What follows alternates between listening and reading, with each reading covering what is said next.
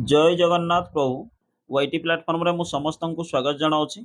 ओ triple C बा Odisha subordinate staff selection commission तरफ एक नोटिस आसी जदि मु कहबी कि आपण पई एक बिग अपडेट कोन अपडेट जदि हम डेट देखिबा ताले 29 जून 2024 एवं नोटिस रे कोन मेंशन अछि ना आपनकर invitation of online application for the post of teachers in government school under ST and SC development MNBCW department एवं जदि आम डिटेल ताकू पढ़ा ताले अच्छे आपंकर कौन ना in partial modification of the notice number 633 C O triple S date आपंकर अच्छी 11/6/2024 the schedule of registration re registration submission of online application for filling up the of 2629 district cadre post of different category of teachers in government school under ST and SC development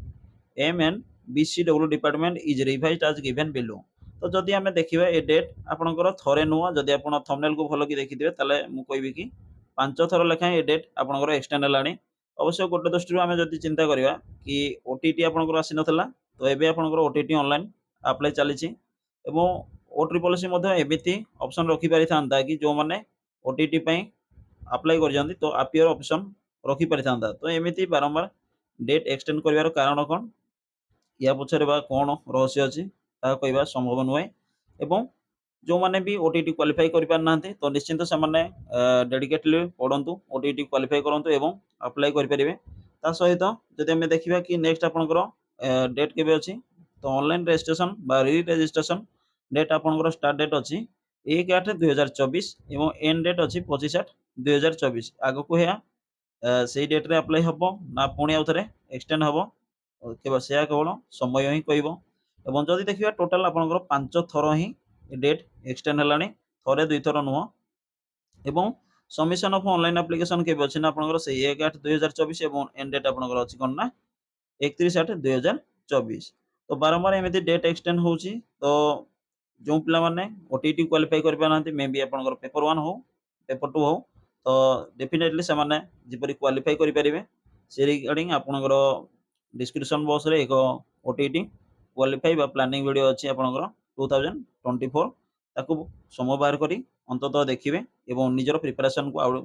किछि add करिवे जेहेतु आपनकर कोन ना previous year आपण माने समस्त जानिथिबे कि 2022 रे जो ओटीटी पेपर 1 पेपर 2 रो ऑनलाइन अप्लाई हेतला बाय जो एग्जाम कंडक्ट हेतला आपनकर 23 रे तो मोर देन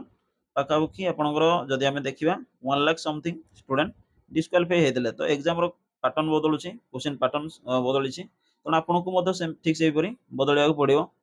तो जाकि समय बाहर कर अंततः से स्ट्राटेजी वीडियो को देखिए एवं निश्चित मुझे कहबी कि आपड़ जो एवं आप चलती 2024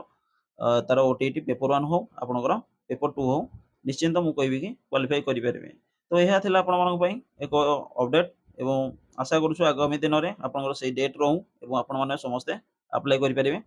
एवं जदि किसी अपडेट आसे तो आपन सहित पुणे देखा आउ एक वीडियो रे। Thank you. जय जगन्नाथ।